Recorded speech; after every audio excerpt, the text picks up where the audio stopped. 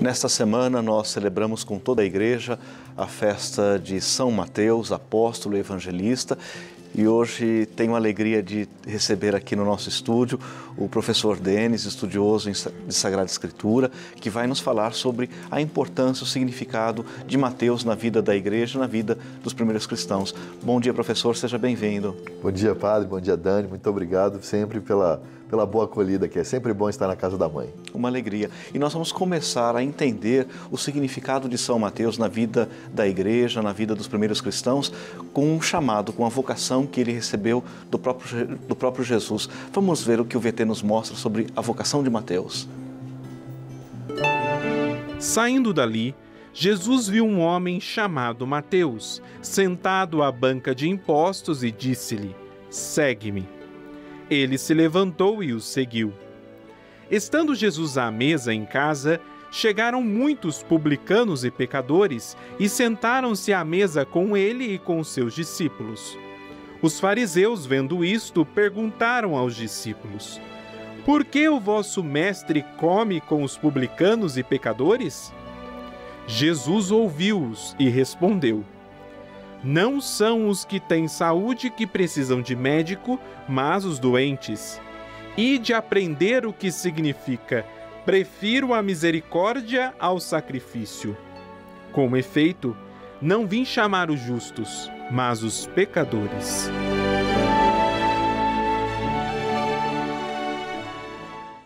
A vocação de Mateus, de alguma maneira, mostra o chamado que Deus dirige a cada um de nós. E é muito interessante, professor, que Mateus, ele é um cobrador de impostos. Nós trouxemos aqui para o estúdio alguns símbolos que representam isso. Ele é apóstolo, ele é evangelista, mas ele era cobrador de impostos. Quem é Mateus e quais são as características do seu evangelho? Bom, o Evangelho de São Mateus que nós celebramos aí há alguns dias atrás, né, nos Santos do Dia. São Mateus, diz a tradição, que era o Levi, cobrador de impostos do seu próprio Evangelho. O cobrador de impostos era um judeu, mas ele cobrava o imposto do seu irmão judeu e entregava para os romanos. O Império Romano dominava boa parte do mundo, inclusive aquela região ali onde Jesus viveu.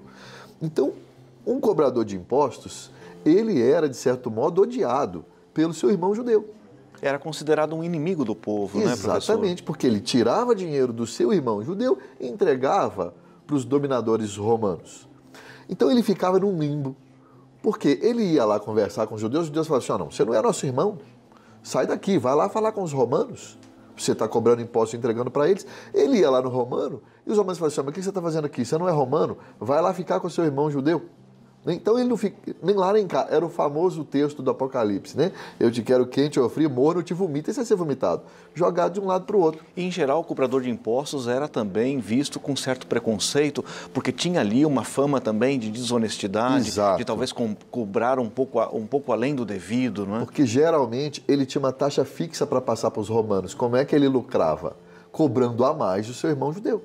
Então, quanto mais ele explorasse o seu irmão judeu, mais ele iria enriquecer, que provavelmente era o que Mateus fazia, né? E muitas perguntas que a gente ouve, professor, é mais ou menos assim: com tanta gente boa ali em Cafarnaum, por que Jesus escolhe um cobrador de impostos? Ótimo. Por que Jesus escolhe alguém que é considerado um pecador público? Eu vou dizer para o senhor uma frase um tanto quanto assustadora: foi o que sobrou. Jesus literalmente veio para que sobrou. No sentido seguinte, esse judeu, porque Levi era um judeu, concorda? Ele era filho de Deus, membro de um povo que Deus formou para si. Só que os judeus diziam para ele: você não é nada disso, você abandonou isso, então você não é filho de Deus, você não é membro do povo de Deus, você vai ser jogado para fora. E Jesus chega para ele e fala assim: vem e me segue. O que significa esse chamado segmento de Jesus? É Jesus colocando ele de novo dentro do povo de Deus. É Jesus dizendo: sim, eu faço com que você de fato, de novo, experimente ser filho de Deus. Então, por isso que Jesus andava, padre, com ladrão, prostituta, leproso, cobrador de impostos, todo o tipo de pecadores, vai dizer o Evangelho. Porque essas pessoas eram colocadas para fora. Diziam para essas pessoas: você não é filho de Deus, você não faz parte mais do povo de Deus, escolhido por Deus. E Jesus dizia para essas pessoas: vem e me segue. É como se Jesus não tivesse preconceito em relação às pessoas. Jesus se aproxima dos pequenos, dos pobres, dos que são considerados impuros, pecadores. Agora, há também, e a festa de São Mateus deixa isso claro, há um santo antigo, venerável São Beda, que ao comentar o Evangelho de Mateus faz referência ao fato de que Jesus olhou para Mateus com misericórdia e o escolheu. Esse é o lema que o Papa Francisco escolheu para o seu pontificado também, olhando com misericórdia, o escolheu. Esse é o jeito, a pedagogia de Jesus. Exatamente, a misericórdia. Tem uma parábola que explica muito bem isso, Padre, que é a parábola das 100 ovelhas. E tem aquela ovelhinha fujona, que o pastor vai atrás daquela ovelhinha fujona. Se a gente pensar, eu sou de roça, porque se a gente pensar, lógica não tem. Por quê? O que o pastor fazia? Ele tomava conta do aprisco para os lobos que vinham tentar devorar as ovelhas, ele mandava o lobo embora. Fugiu uma ovelha. Não faz sentido o pastor ir atrás de uma ovelha que talvez ele nem encontre e deixar as 99 prontas para serem devoradas pelos lobos. O que significa essa parábola? Significa essas pessoas que faziam parte do povo de Deus, esse aprisco é o povo de Deus. O povo que Deus formou. Mas existe aquela ovelha que não é que ela fugiu, ela foi jogada para fora. Entendi. Por ser considerada pelos outros pecadora, por ser considerada uma doença que é fruto de pecado, por ser considerado cobrador de impostos, é jogada para fora. E Jesus veio para essas pessoas. O que Jesus diz, outros evangelhos nos mostram, né? Quando Levi dá aquela festa, convidando Jesus depois do seu chamado. Eu vim para os pecadores, eu vim para os doentes. Então, por isso que essa parábola significa Jesus indo atrás daquele que foi jogado para fora. Porque aquele que está ali dentro, seguro, talvez ele fale assim, não, eu nem preciso de Jesus. Mas aquele que foi jogado para fora é aquele que é atingido pela misericórdia. A história da ovelha perdida, a história da vocação de Mateus mostra um pouco a lógica do reino de Deus. E Mateus fala mais de 50 vezes sobre o reino de Deus. Ele cita o reino de Deus mais de 50 vezes. Para Mateus, o que significa de fato o reino de Deus? Porque no Evangelho de São Mateus, o reino de Deus é uma escolha. A pessoa tem que fazer uma escolha. Esse evangelho foi escrito, Padre, para a gente entender, num momento de muita crise. Né? Lembra que Jesus fez, viveu tudo, e algumas décadas depois é que os evangelhos foram redigidos. Né? Então, São Mateus, quando redigiu o seu evangelho, né, lembrando de tudo aquilo, inspirado pelo Espírito Santo, de tudo aquilo que Jesus fez, ensinou e falou, ele vivia, junto com os seus irmãos, um momento de crise, que o templo de Jerusalém havia sido destruído. O templo era o principal foco de devoção de todos os judeus. Ele havia sido destruído, então eles ficaram perdidos. O que vem em segundo lugar de importância para os judeus? A lei. Então São Mateus foi mostrar para as pessoas, falou assim, ó, é Jesus quem realmente ensinou sobre a lei. Mas havia outros grupos de judeus que também clamavam para si essa correta interpretação da lei. Então havia essa disputa.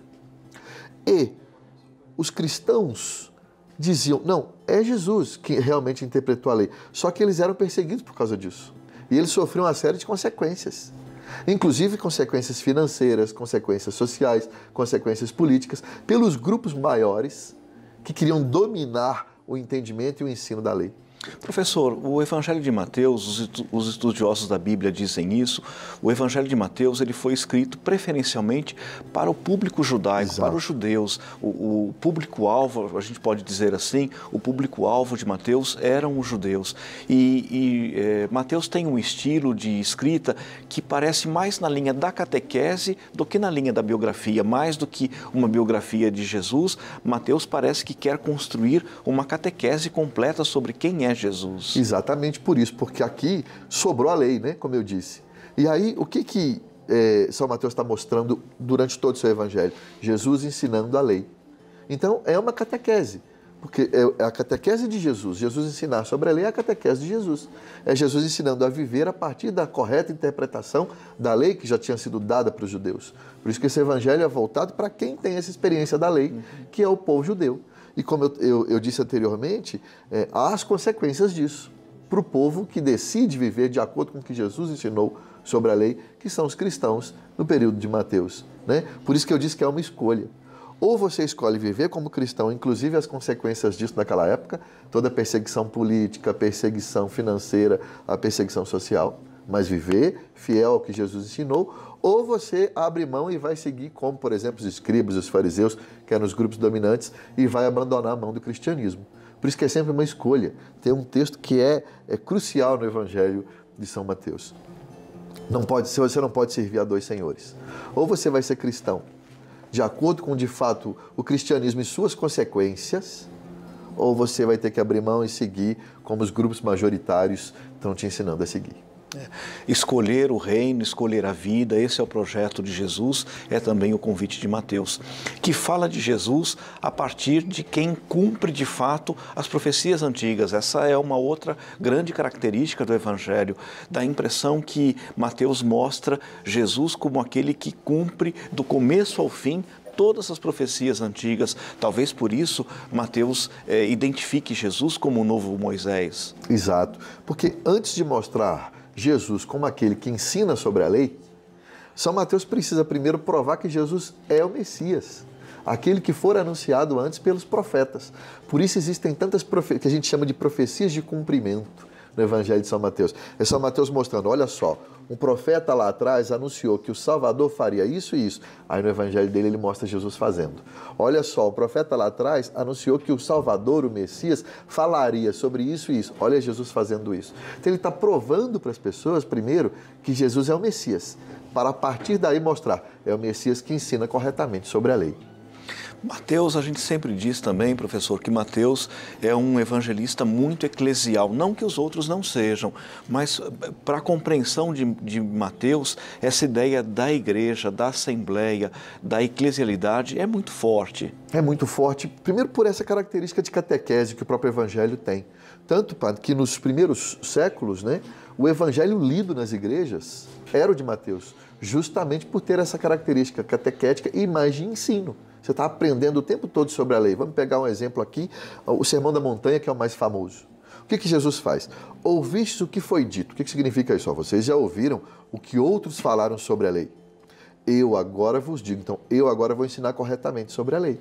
Mas o que significa essa frase? Sempre no início dos termos do Sermão da Montanha. Então, por isso ele é o mais catequético, ele foi no início da igreja o principal evangelho ensinado nas igrejas, então ele tem essa característica já desde a sua gênese.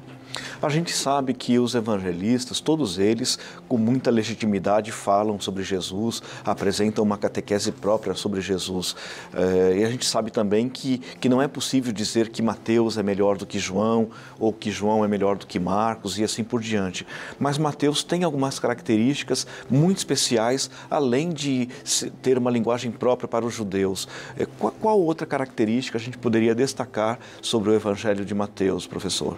Eu acredito que, além de ter essa característica catequética, de ter essa característica de igreja, ele prova para nós que Jesus é o Messias, que Jesus é Deus. Ele é 100% homem, exceto no pecado, e 100% Deus. O tempo inteiro, com essas profecias de cumprimento, com todos os ensinamentos de Jesus, ele nos dá essa segurança. Jesus é o Messias, então acredite no ensinamento do Messias. Vale a pena viver de acordo com o ensinamento do Messias. É um convite muito especial, um convite que a igreja dirige a todos nós que somos cristãos, o convite para abrir para Deus o nosso coração, abrir para a Sagrada Escritura os nossos sentidos, os nossos ouvidos, os nossos olhos. Muito obrigado, professor, uma alegria muito grande conhecer esse personagem bíblico tão significativo como é o evangelista Mateus. Que nós possamos viver a alegria da fé na companhia de São Mateus, lembrando sempre que Deus olha para cada um de nós com muita misericórdia e nos escolhe, não porque nós somos bons, mas porque Deus é bom. Muito obrigado, professor. Seja sempre bem-vindo. Muito obrigado.